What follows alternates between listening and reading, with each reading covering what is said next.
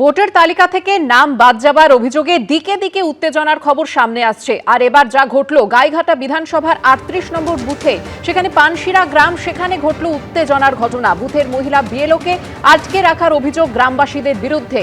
কাজ সেরে বাড়ি ফেরার পথে বিএলও নমিতা দাসকে আটকে রাখার অভিযোগ ওঠে। ঘেরাওয়ের মধ্যে আতঙ্কিত হয়ে এই আরোকে ফোনে গোটা বিষয়টি জানান মহিলা বিএলও।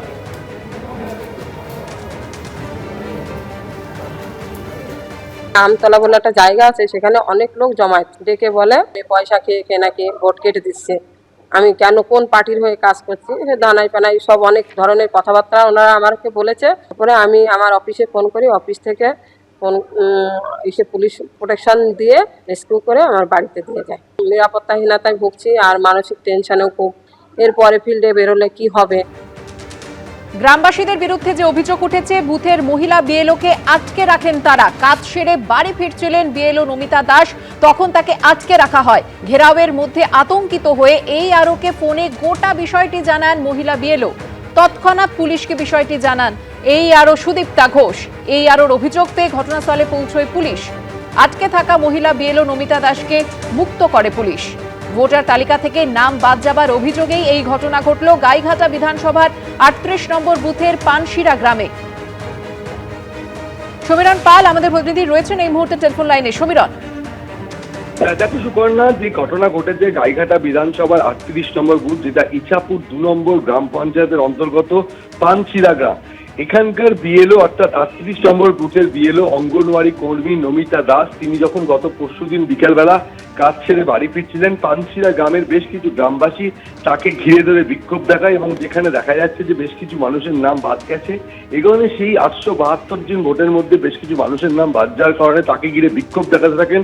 শুধু তাই না, তাকে আটকে রাখা হয় এবং তিনি বারবার বলেন যে তিনি যার সমস্ত নথি পেয়েছেন সেই অনুযায়ী তিনি কাজ করেছেন এবং নির্বাচন কমিশনের নির্দেশে কাজ করেছেন। তা সত্ত্বেও গ্রামবাসীরা তার কথা শুনতে নারাজ হন। আতঙ্কিত হয়ে পড়েন ওই বিএলও, মহিলা বিএলও। তিনি শরণাপন্ন হন তার যিনি সংশ্লিষ্ট এই আরো তার কাছে। তাকে তিনি ফোন করেন।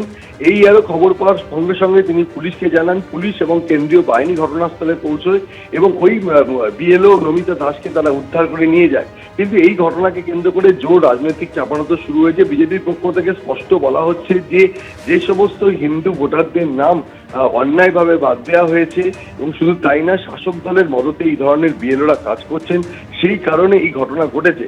কিন্তু যে ঘটনা তৃণমূল প্রার্থী বলছেন যে অনেক মানুষের নাম বাদ রয়েছে, সেই কারণে ক্ষোভের বহিঃপ্রকাশ করেছেন গ্রামবাসীরা। কিন্তু যেভাবে মহিলা বিএলওকে আটকে রাখা হয় এবং তাতে তিনি আতঙ্কিত হয়ে পড়েন, এতটাই আতঙ্কিত তিনি কাজ করতে যেতে ভয় পাচ্ছেন।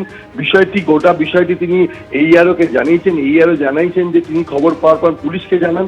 পুলিশ এসে ওই মহিলা বিএলওকে উদ্ধার করেন এবং এই ঘটনাকে কেন্দ্র করে চাঞ্চল্য ছড়িয়ে পড়ে। সুপর্ণা, ধন্যবাদ সমীরণ। ভবানীপুরে শুভেন্দু অধিকারীর মনোনয়ন জমা দেওয়ার আগে অশান্তির ঘটনা। এবার কলকাতা পুলিশের 2 জন ডিসিকে শোকজ করল লালবাজার। অজ্ঞাত পরিচয় তৃণমূল কর্মীদের বিরুদ্ধে দায়ের করা হয়েছে এফআইআর। অন্যদিকে মুখ্য নির্বাচনী আধিকারিকের দফতরের বাইরে বিক্ষোভের ঘটনায় 2 তৃণমূল কাউন্সিলরকে নোটিশ পাঠিয়েছে পুলিশ।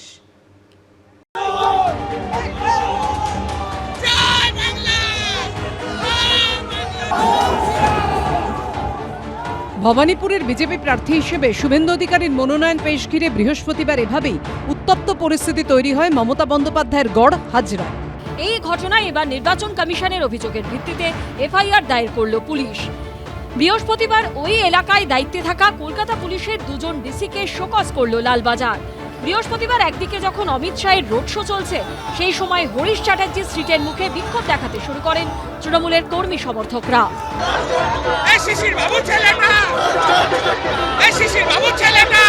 সার্ভে বিল্ডিং এর কাছেও বিবাদে জড়ান তৃণমূল ও বিজেপি কর্মী সমর্থকরা। নির্বাচন কমিশনের দাবি, ওই এলাকায় শুধুমাত্র বিজেপির মিছিলের অনুমতি ছিল। বিনা অনুমতিতে সেখানে জড়ো হয়ে মাইক বাজান তৃণমূল কর্মীরা। এই ঘটনায় অজ্ঞাত পরিচয় তৃণমূল কর্মীদের বিরুদ্ধে কালীঘাট থানায় 1টি ও আলিপুর থানায় 2টি এফআইআর দায়ের করা হয়েছে। এর মধ্যে একটি নির্বাচন কমিশনের অভিযোগের ভিত্তিতে ও দুটি পুলিশের শতপ্রণোদিত মামলা। তৃণমূল কংগ্রেসের বিরুদ্ধে যে অভিযোগটা তোলা হচ্ছে, এটা একেবারে উদ্দেশ্য প্রণোদিত। তার কারণ আসল প্ররোচনা সেটা দিয়ে চলেছে বিজেপি নির্বাচন কমিশনের মাধ্যমে। তৃণমূল তো দায়িত্ব নিয়ে গোটাটা শান্ত রাখছে। এদিকে মুখ্য নির্বাচনী আধিকারিকের দপ্তরের বাইরে বিক্ষোভের ঘটনায় এফআইআর দায়েরের পর এবার 2 তৃণমূল কাউন্সিলরকে নোটিশ পাঠালো কলকাতা পুলিশ। নিয়ম ভেঙে ফর্ম 6 জমা দেবার অভিযোগ ঘিরে মঙ্গলবার থেকে দফায় দফায় বিক্ষোভ অশান্তি হয় সিও দপ্তরের বাইরে। গন্ডগোলের জেরে মঙ্গলবার রাতেই ওই এলাকায় 163 ধারা জারি করে দেয় পুলিশ।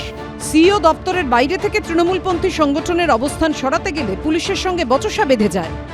হাঙ্গামা করতে আসেনি কেন? কি স্যার বলুন আপনারা, আমরা কোনো হাঙ্গামা করেছি? গতকাল থেকে আপনারা নিজেরাই জানেন যে ইনলিগাল ভাবে 6 নম্বর ফর্ম জমা করেছে এখানে আছে। এরপর নজিরবিহীনভাবে সিও দপ্তরের তরফে এক্স স্যান্ডেলে বিক্ষোভের ভিডিও পোস্ট করে লেখা হয়, বেলেঘাটার কাউন্সিলর কিছু দুষ্কৃতীকে নিয়ে মধ্যরাতে সিও অফিস ঘেরাও করে এবং স্লোগান দেয়, এরকম সমাজ বিরোধী কাজ বরদাস্ত করা হবে না এবং আইনি ব্যবস্থা নেওয়া হবে। কিন্তু পাল্টা হুঁশিয়ারি দেন Trinamool councillor Sachin Singh. Election commission কি টুইট করছে কি বলছে তাতে আমার কিচ্ছু আসে যায় না। মানুষের স্বার্থের জন্য আমরা সবসময় দাঁড়িয়েছিলাম, সবসময় দাঁড়িয়ে থাকবো। এরপর বৃহস্পতিবার বিক্ষোভের ঘটনায় জামিন অযোগ্য ধারায় এফআইআর করা হয়, যেখানে নাম রয়েছে কলকাতা পুরসভার 36 নম্বর ওয়ার্ডের তৃণমূল কাউন্সিলর সচিন সিং, 32 নম্বর ওয়ার্ডের তৃণমূল কাউন্সিলর শান্তিরঞ্জন কুণ্ডু সহ 6 জনের। দুজনকেই নোটিশ পাঠিয়েছে লালবাজার। এখানে বিজেপি গন্ডগোল করছিল, বিজেপির কর্মীরা নেতারা বলছিল কি অপারেশন সিন্দুর করে আমাদেরকে গুলি করে মেরে দেবে, কিন্তু ওদের নামে একটাও এফআইআর হয়নি, একটাও কমপ্লেন হয়নি। থানায় হাজিরা দিতে নির্দেশ দেওয়া হয়েছে 2 তৃণমূল কাউন্সিলরকে। বিজেপির একটা আরেকটা টিম যেটা বারবার বলছি প্রমাণ হয়ে গেল। পুলিশের কাছে যাবেন আপনি? সেটা দলের সাথে কথা বলে দেখি। গোটা ঘটনায় রাজনৈতিক বিতর্ক তুঙ্গে উঠেছে। এগুলো একেবারে পরিকল্পিতভাবে এবং পরিকল্পনায় হয়েছে। ওনার যে মুখনিসৃত বাণী সেগুলো যদি দেখেন তাহলে এটা একেবারে পরিষ্কার হয়ে যাবে। এরই মধ্যে ভোটের আগে রাজ্য জুড়ে বেআইনি জমায়েতের উপর নিষেধাজ্ঞা জারি করলো নির্বাচন কমিশনের সূত্রের খবর। নির্বাচন কমিশনের তরফে বলা হয়েছে তাদের অনুমতি ছাড়া কোনো মিছিল, সভা বা জমায়েত করা যাবে না। এই নির্দেশ অমান্য করলে সঙ্গে সঙ্গে গ্রেপ্তার করা হবে। এমনকি রাজ্যের মুখ্য নির্বাচনী আধিকারিকের দপ্তরে যাওয়ার ক্ষেত্রেও আগে থেকে অনুমতি নেওয়া বাধ্যতামূলক করা হয়েছে। দপ্তরের কাছে তৃণমূলপন্থী সংগঠন বিএলও অধিকার রক্ষা কমিটির ধর্ণা নিয়েও সতর্ক বার্তা দিয়েছে নির্বাচন কমিশন। সূত্রের খবর, মুখ্য নির্বাচনী আধিকারিকের দপ্তরের কাছে মঞ্চ বেঁধে আবার যদি বিক্ষোভ দেখানোর চেষ্টা হয় তাহলে আন্দোলনকারী বিএলওদের দ্রুত সাসপেনশনের চিঠি ধরানো হবে। ময়ূর ঠাকুর চক্রবর্তী, রুমা পাল ও অনির্বাণ বিশ্বাসের রিপোর্ট, এবিপি আনন্দ। এবিপি আনন্দ, এগিয়ে থাকে, এগিয়ে রাখে।